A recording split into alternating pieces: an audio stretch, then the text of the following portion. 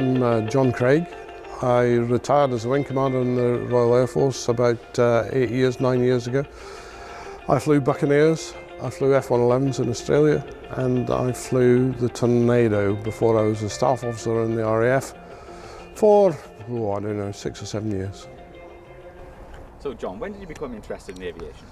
Well, really when I left school, or when I was at school. I was at school in Peterhead in Aberdeenshire, and I joined the ATC, and it was largely through the ATC that I became interested. So what aircraft did you train in? Well, I flew in the Chipmunk in the University Air Squadron, Aberdeen University Air Squadron, and we had, I guess, half a dozen Chipmunks, and I couldn't fly it, so there we are. I ended up as a navigator. Did you always want to be in the Air Force? Yes, I did. My dad was against it. My dad had been in the army as a conscript and tried to persuade me. I worked for Westland Helicopters for a little bit, but whenever I got a chance, I joined the Air Force. How long did your training last? Well, it was in 2 bits really. Officer training was about 6 months at RAF Henlow, just outside Hitchin. And then after that, I did a bit of flying training, both on the Chipmunk and on the Varsity and Domini at RAF Finningley, and Jet Provost at RAF Finningley. What was that like to fly? The Jet Provost was small. I flew with a guy called Mike Saunders, and Mike Saunders was a big bulky guy, a bit like me, and I had to get into the aircraft first, and then he got in afterwards because there was no room for both of us to get in at the same time. So after training, where were you posted? Well, I had an incident at the end of training where I got stranded in Gibraltar with a broken Domini on my last flight, and everyone else on my course had been given their postings, and with me it was between Shackleton's and the Buccaneer, and there was only 2 postings left, one to Shackleton, one to Buccaneer. I was lucky enough to get the Buccaneer, and I trained on the Buccaneer at RAF Honington, Bury St Edmunds, and then went to Germany straight afterwards. Did you always want the Buccaneer? Yes, full stop.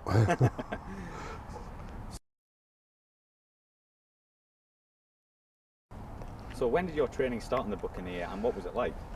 Well, in 1974, I started training on the Buccaneer. I had been to RAF Aardvark for a short period before as an ops officer, not flying on ground duties. Then in '74 I went to the Buccaneer OCU. It lasted about a year, just a bit short of a year. And then I went to RAF Aardvark and was operational 6 months later on 15 Squadron at RAF Aardvark. That would have been 75, I guess, January 75. So how did your training prepare you for fast jet flying? I think it prepared you very well. Things have changed a little bit on fast jets now. It used to be, in the early days, that there was no really such thing as a pilot and a navigator. There was just 2 people who flew an aeroplane, and you got in and you operated it together. Whereas it did with the Tornado GR1 in particular, it changed a bit. The F-111 was not, it was similar to that, it was just a crew. Whereas the Tornado, it was more of a pilot and navigator, and navs were navs and pilots were pilots, and pilots were superior individuals, but there we are. So what squadrons were you based with? Well, I started on 15 at RAF Aardvark, and I did a tour and a half, or an extended tour on 15. I then went to 12 Squadron at Honington. I then went on to the staff on the Buccaneer OCU, the conversion unit, 237 OCU, which was at Honington. It moved, and during my time, to Lossiemouth, and then back to Honington again. Oh, sorry, I get that wrong. 12 Squadron moved to Honington, from Honington to Lossie, but the OCUs remained at Honington. So I was lucky enough to be an instructor on the OCU, which was fantastic, best time of my life. So did each squadron have a different role? Yes. 15 Squadron was overland, assigned to NATO. 12 Squadron was over water, anti-shipping in particular, and though it was assigned to NATO, it was really a British unit more than a NATO unit, whereas 15 Squadron was totally NATO unit. So what was your role on the Buccaneer? Well, as navigator, as you know, the man in the back. They always say it's a tougher job in the back, don't they? Well, it is to a certain extent. We had, and there was only one Buccaneer that had two stakes. The rear seater had the radar, all the weapons control, and the navigator as well. So overall, did you enjoy your time in the Oh, wonderful. Best airplane, best time of my life. Yeah. Best time of my life.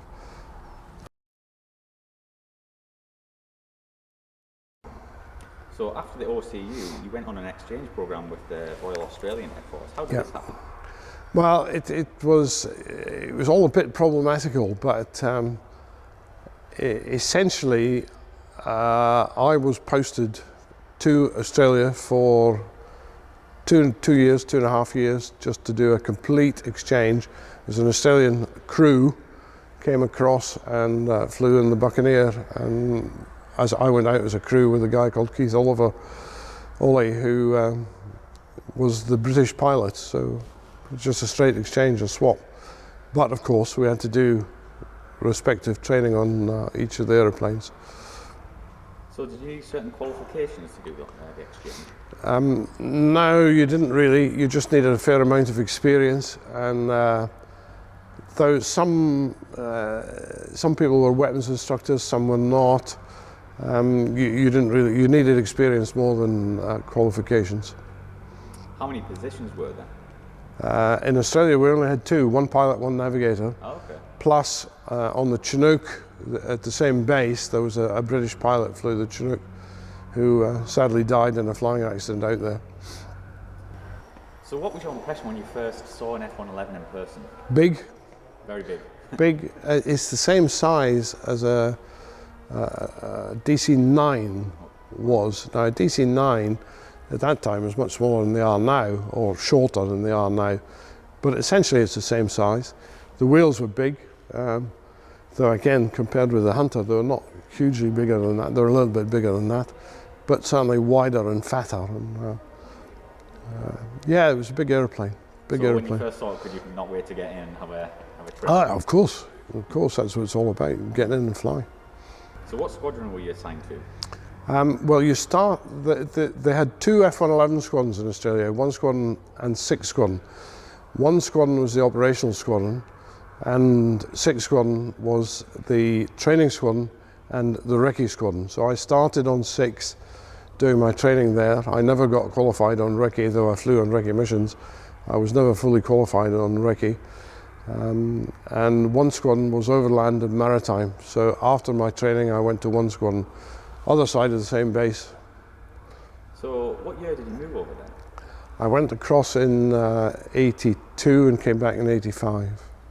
Did you have to pack up all your belongings? Oh yeah, everything. We had 7 point whatever cubic meters of space, and your whole worldly goods, and my wife had to go into the that 7 point, and my daughters actually. She was about 2 months when we went over. So when did your training begin when you moved over there? We went across in November. I think my training started in December or January, thereabouts.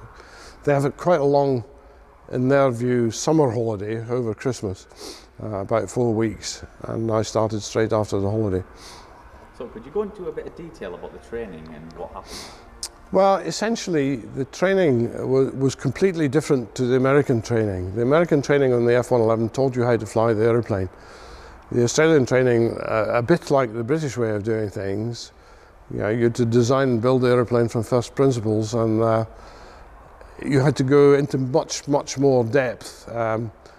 We did, I think, 6 weeks of ground school, all ground school, and then after that you did simulator work.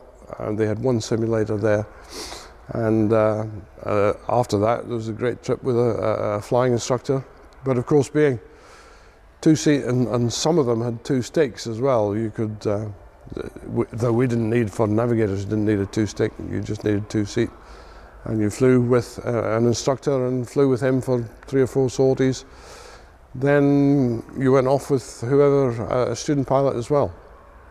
So what were your first thoughts on the F-111? That they operated very differently in Australia to the way we operated. largely because of the size of the country, largely because there's not radar. I mean, in Britain and Europe, for that matter, everywhere you go, someone on a radar is looking at you. That's not the case in Australia. And if they're not looking at you, they can't help you. So you're much more indigenous in the way you operated, and what's known as procedural separation was commonplace. Whereas in Europe, as I said, radar separation at medium level. Whereas at low level, very similar, very similar. So, can you tell us about your first flight and how much training you got before you actually hopped in the seat? I think we had probably about 4 or 5 trips before I flew with a student pilot. Before that, it was always with an instructor. In my case, it was a guy called Rodney Scotland, and Rodney Scotland was the flight commander training, so he was in charge of the training. And once he ticks you off, and you go and fly with a student. It's straightforward. The guy I flew with, the student pilot I flew with, was a bloke called Johnny Perrott, and he was very, very good. We went on to be on one squadron together as a crew later on. So what was your role as a navigator on the F-111? Well, the role was just basically to conduct all the navigation, the weapon aiming, to be a second man in terrain flying operations, and essentially that was it. Though it was quite different. We only flew every second day, for instance, on the 111, because it took a day to prepare your mission. And that was normal. And that was absolutely normal. We did more night flying in Australia than we did in UK, which was normal, but there was an edict came down from on high that we had to do a third of our time at night, so we did. And that wasn't scary? It was very scary, yes. So how long did a typical training mission last? Just over 2 hours, 2.5 hours. We always did in Australia, or almost always, high, low, with a weapon range at the end. And virtually all our practice weapon flying was done at a range called Evans Head, which was just south of Brisbane, about 60 or 70 miles south of Brisbane. Did you have a mid-air refuel? Yes, the problem, of course, in Australia is at the time they didn't have any tankers. They do now. So we had to wait for an American tanker, and if American KC-135 came to Australia to do something else, we always latched onto it and did our training with the Americans. So what was a typical day? Can you run us through a day in the life of an F-111 nav? Well, I mean, you get up at a normal time, and if you were flying, you probably got up a little bit earlier and were into a Met brief at, 6:30, 7. And then you went through all the normal sortie briefing, the bits and pieces of the sortie. It was almost always flown as a singleton, whereas on the Tornado we quite frequently flew as a 4-ship or whatever. On the Buccaneer we flew as 4 ships as well in Germany. But on the 111 was largely singleton, so you only had to plan your own sortie. And we planned it on map books where we had, instead of just a map, it was all fabloned and put in a book, and you folded it over page from page. And it was one way of doing things. I'm not saying there was one way better than the other, it was just one way of doing things. So how did it differ to the Buccaneer? It's interesting. Because we flew more at night, the Buccaneer over land at night was a bit of a joke, really. Yeah, it wasn't very capable. Whereas the F-111, having the terrain following radar, was very, very capable. And when we started working up for the bombing competition in the States, we were doing long overland night sorties with the terrain following radar, and when we could with a tanker. Now, well, it was very similar to the Buccaneer power-wise. It was just that on the Buccaneer, the engine was more reliable. The spay was more reliable than the TF-30. The TF-30, of course, had reheat as well, whereas the Buccaneer didn't have reheat. So yes, you were conscious of that on takeoff, that you had much more power and you're getting airborne much more quickly. So what kind of ordnance could the F-111 carry? 82, Mark 82s, Mark 84s, both guided and unguided. The Mark 82 was a 500 pounder, the Mark 84 was a 2,000 pounder. And the 2,000 pounder was a big bomb and made a big bang. Whereas the Mark 82 was just a big squib, really. Yeah. So did you ever drop any live? Yes, we did it quite frequently. We dropped live bombs almost every Friday morning, and I don't quite know why it was Friday morning. But instead of going to Evans Head Range, there was another range up near Townsville. There was a wrecked ship and a reef there. We used to go and bomb quite frequently. And then less frequently, down near Sydney, there was a range there where we could drop overland, drop Mark 84s. And that was something else, I tell you. Well, it was great fun, but you know, it was just the noise. I thought, the first time I dropped a Mark 84, it was a chap called Mark Skidmore was the pilot. And he'd never dropped one before either.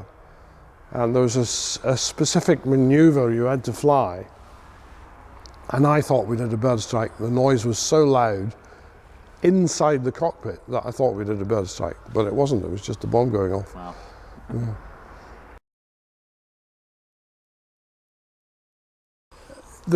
From the right-hand seat, you could reach all the controls, aircraft controls, except the wing sweep lever, which was way over there for the pilot.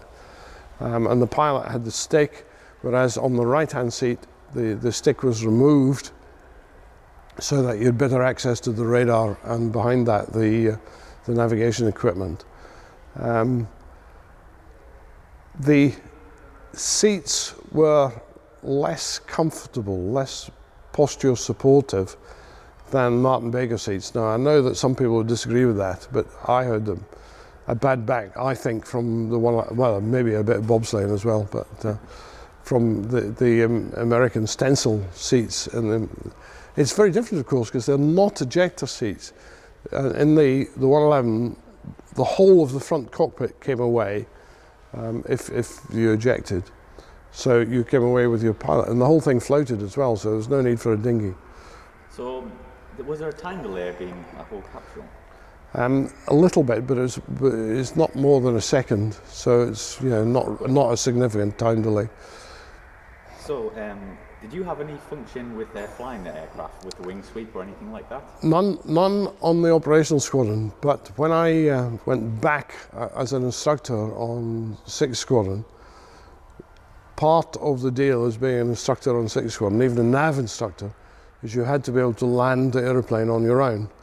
Now, bear in mind that, as I said, you couldn't reach the wing sweep lever, so you had to do everything, but you could get the throttles in the middle with your left hand. And on some of the airplanes, the two-stick airplanes, you had a stick, so it wasn't a great problem. The throttle stick flaps is all you need.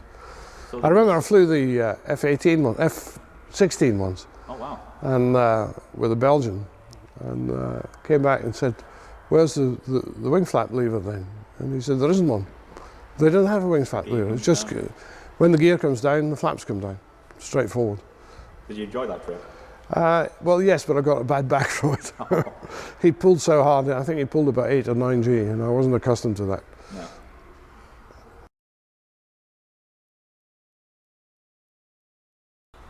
So could you tell us a bit about the terrain following radar? Well, it had 2 completely independent terrain following radars, twin channel.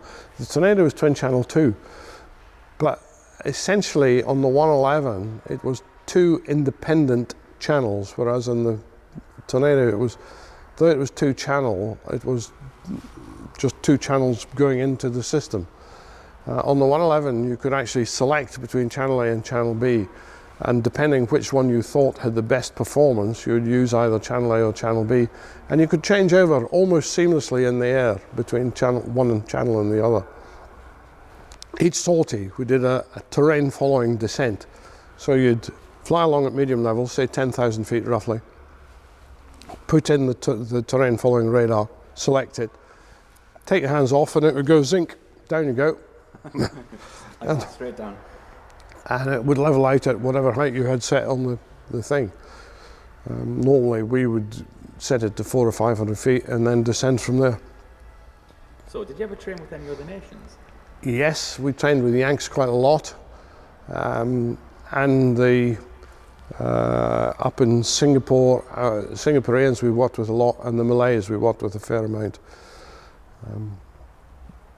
Just whoever was available, really.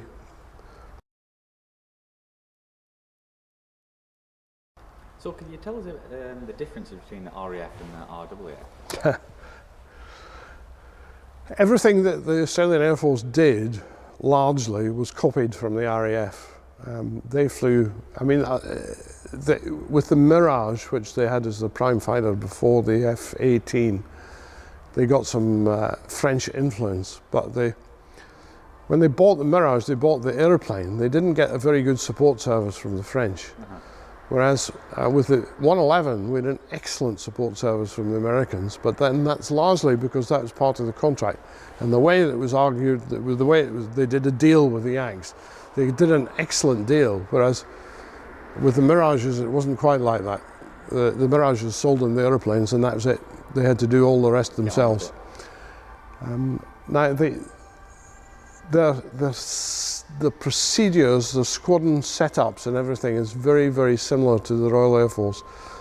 Roughly the same number of airplanes per squadron, the same structure as a squadron commander, a couple of flight commanders, yeah, and a few specialists. 2 flights normally, A flight, B flight, same as the RAF. The way they fly the airplane is slightly different, but that is because the country is different, because the terrain is different, because the setup, because the air traffic services are different. And it's not nearly as confined. You know, we had a low flying area in Brisbane, which was 200 miles out.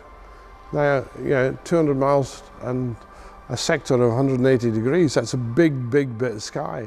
That's the size of Britain. So did you have someone to report to, or did you just go through the RAAF? We reported to the air attaché in the British High Commission in Sydney, essentially, but we only saw him once a year. And that was, yeah, so we had to virtually fend for ourselves. The Australian setup was very good. The squadron commanders, the flight commanders, largely, with one exception, were very, very supportive. And it wasn't a huge problem. Accommodation and things was a bit more of a problem, but we just had to resolve that yourself in conjunction with the High Commission, because nobody had any money, yeah. Straightforward. So could you tell us a bit of detail about the F-111, like how fast, how high could it go? It could go higher and faster than anything else. My last trip in the 111, I did Mach 2 at 50,000 feet. Wow. It was all set up so that I would have exactly 500 hours when I finished. But it didn't work out like that, as always, because we had a hydraulic failure and had to come back early with 40 minutes to go. And when I got back on the Friday, the squadron commander said, "There's another one on the line, take it, and I don't want any fuel in it left when you come back." So we used 39,000 pounds of fuel in 40 minutes, I think. Wow. Great fun. But it's black up there. You know, the higher you go, 50,000 feet, it's really quite dark. So how many times a week did you fly? Normally 3 times a week for 2 hours, 2.5, 2 hours, something like that. So was the planning and the debrief, was that a long process? The planning took all day. The debrief was normally the same as in the UK, an hour. But again, being a singleton, you didn't have to sort of wait. You went in, had a cup of coffee, and went off and debriefed it. And we also had an intelligence debrief with the intelligence officer, which we didn't have in UK, except on exercise. So you also did a bit of instructing on that? Yes, I did 6 months as a fully qualified instructor on the 111 and a radar specialist, yes. So what did that entail? Well, essentially it entailed flying with quite a lot of ground school work, but also flying with student pilots on a course. We had, I think, 2 courses went through while I was an instructor. And you instruct on the aeroplane how to fly the aeroplane, though the pure piloting skills were done largely by a flying instructor. But we had to be able to come back and land the aeroplane off a TACAN approach into Brisbane, well, into Amberley, yeah, which is 20 miles from Brisbane. So on an average sortie, what kind of speeds would you reach? Well, we flew largely at 480 knots, 480 nautical miles an hour, whereas in Tornado and the Buccaneer is 420 for fuel. But the fuel burning on the F-111 wasn't hugely different at 480 to 420. Mm-hmm. So we flew at 480, and all the books, everything was calibrated for 480 knots. Okay. And what position would the wings be in at that point?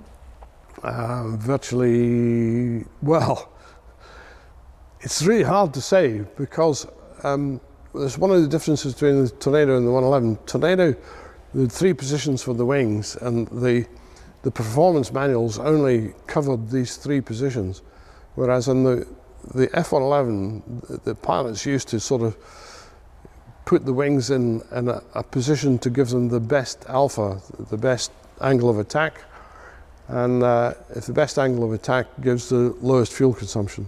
Mm-hmm.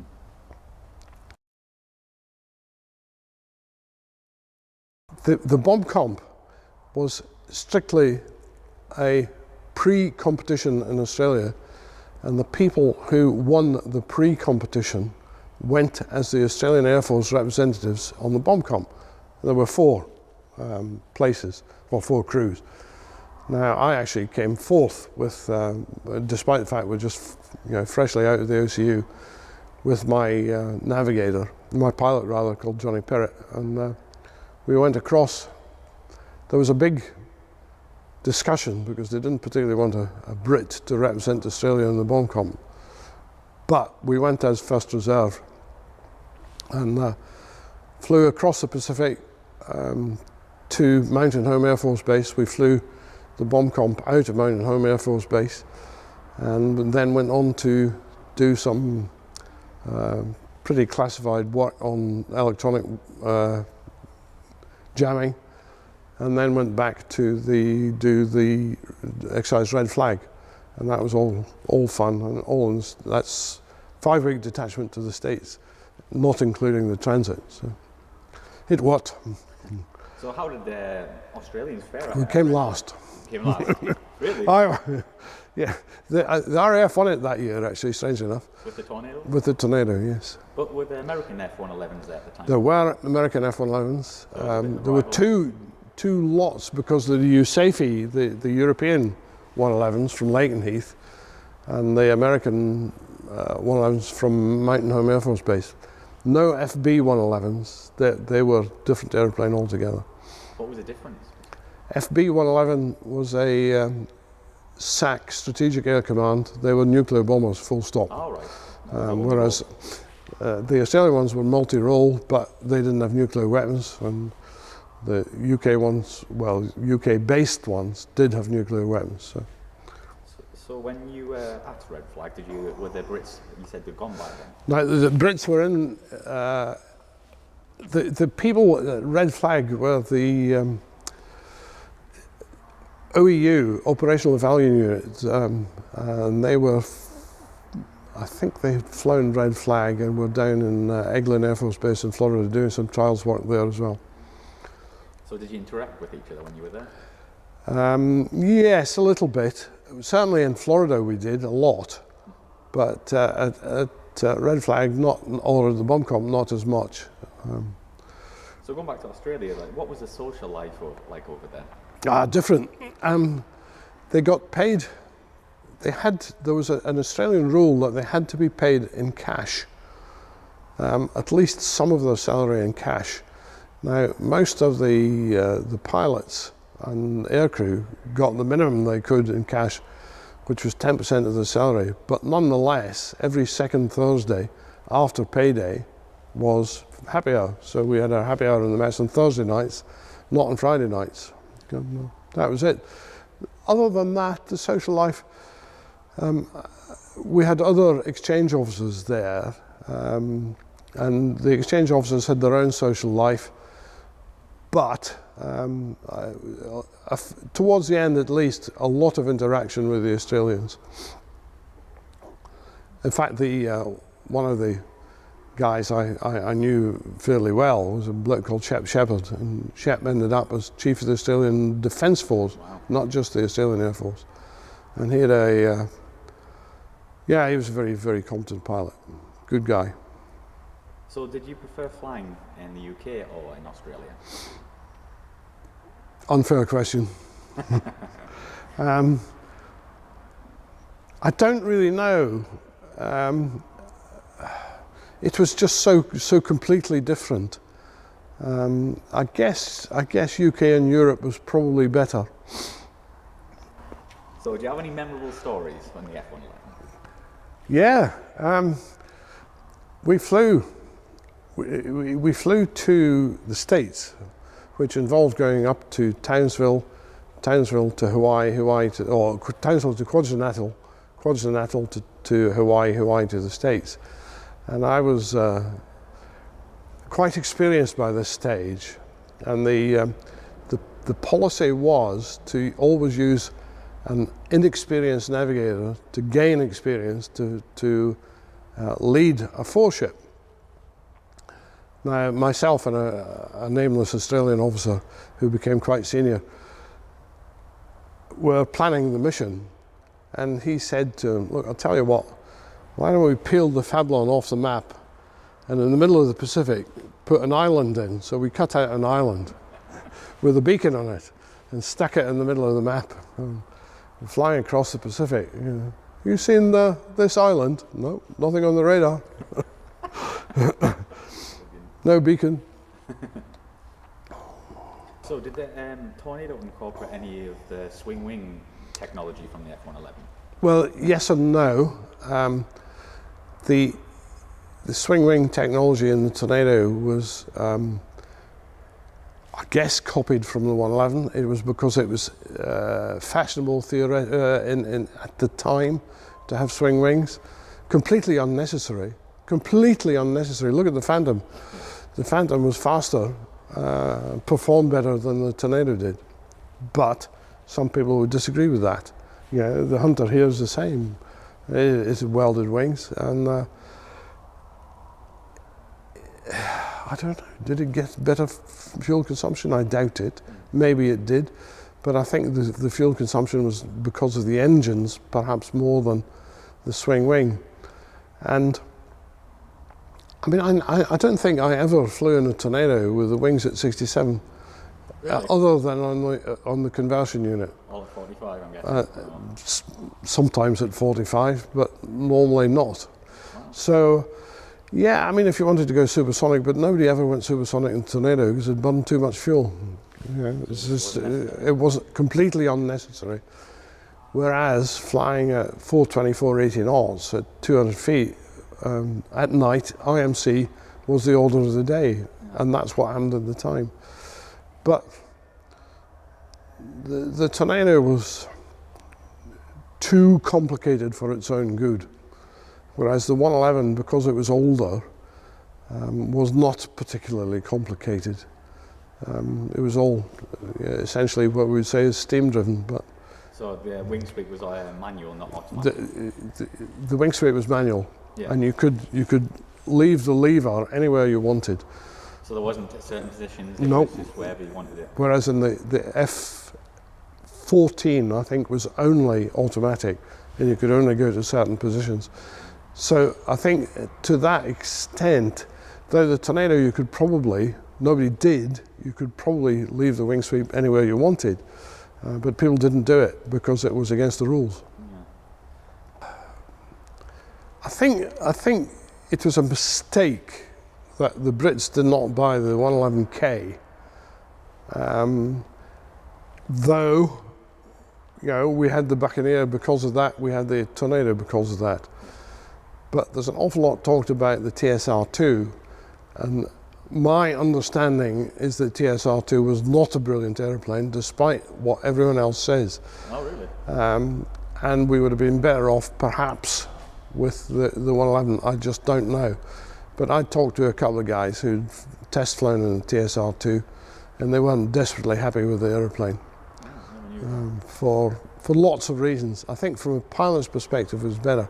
And again, bearing in mind that it was essentially a replacement for the Vulcan, the Victor, and the Valiant, it was a quantum leap ahead of that, but not as good as the 111. So overall, did you enjoy your time with the RAF? Oh, very much so, very much. I wouldn't have missed it for the world. It was not great for the career in that it was not a promotion job. There are much better promotion jobs, all of which are in military defence, and I don't want to go there. I'd far rather be in Australia.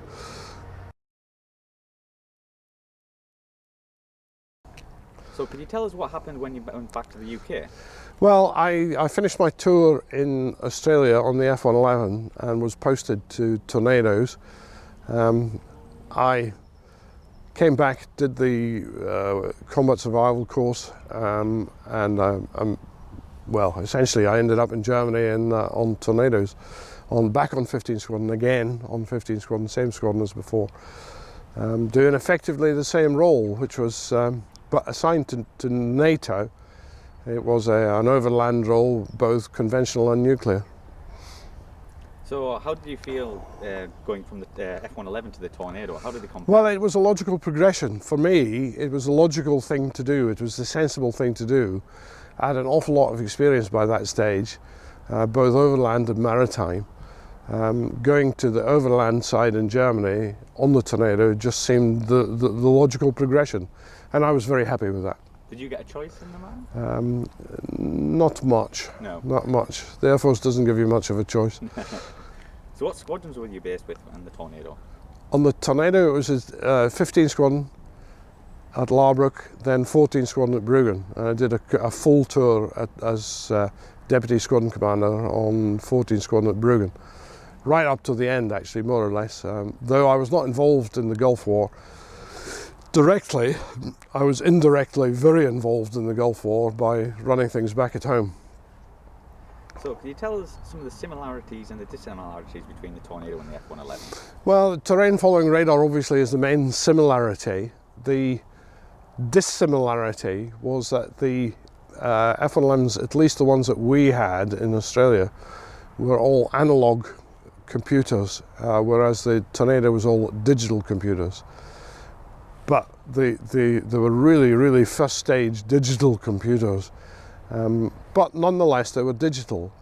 And the navigation system in the Tornado was vastly superior to the one in the F-111 because it was digital and because it had an inertial platform. And we didn't have an inertial platform, or we had a very rudimentary inertial platform on the F-111. So what was your role as a nav on the Tornado? Well, the role was much more as a weapons operator on the Tornado, though you, on the terrain following radar, you communicated with the pilot, and there was a lot of chit-chat, cross-chat between the man in the front to ensure that you're not going to, I mean, bearing in mind, this is completely IMC, completely in cloud, as it was in the F-111, but a lot of chat to ensure that the system was working properly, that you knew where we were, that you weren't going to fly into a hill. It didn't happen often, but it did happen. Could you tell the difference in performance? Yes, largely the 111 went faster, carried more, and went much further. Though there are those who would disagree and say the Tornado was faster, but it's not true. Could you tell us about your time on 14 Squadron? 14 was a very good, very professional squadron. Like all the squadrons at Bruggen, it was part of the Bruggen wing, which had 4 squadrons, 14, 17, 9 squadron and 31 squadron. And we all did the same role. We were very proficient at it at the time. They were perhaps a little bit limited by the weapons that we had.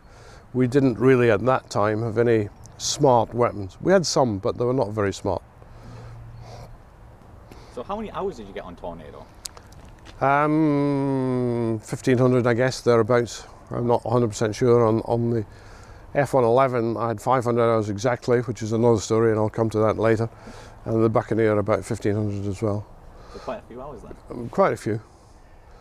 So after your Tornado tour, or whatever you want to call it, what happened after that?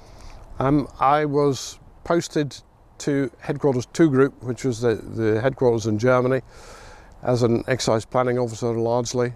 And then 2 Group closed down in Germany, and we went to 1 Group, which was in Strike Command, embedded in Strike Command at RAF High Wycombe. Again, looking after tornadoes as staff officer and exercise planner. So did you enjoy your time on Tornado?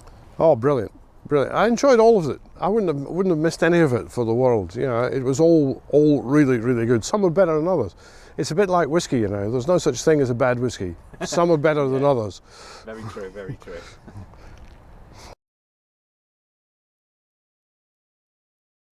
So John, do you have any hobbies?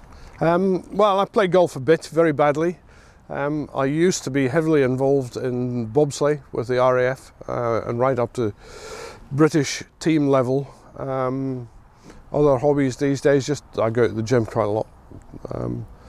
And walk. I've got a house in France, we do a bit of walking. Very nice. Do you have a favourite tipple?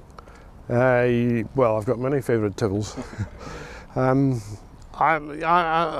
son is a wine merchant, so well, he's a wine buyer actually. So I'd be remiss not to say French Bordeaux Red is the favourite tipple. Very nice. Do you have a favourite aircraft? Probably the F-111.